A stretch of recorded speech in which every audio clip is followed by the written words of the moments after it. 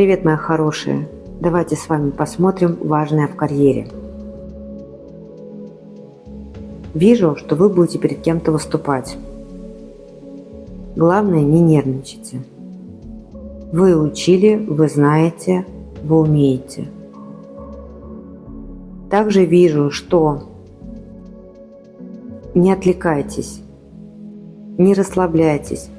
Первый месяц будет очень тяжело. Вы должны себя зарекомендовать. Также кофе говорит о том, что пока на работе не надо никому доверять. Ни в коем случае о себе ничего не рассказывайте. Не делите людей на ваших и не наших, как говорится. Пока один в стороне. Так, что еще? Но кофе говорит о том, что вы справитесь. Верьте в себя. Ангел-хранитель вам поможет.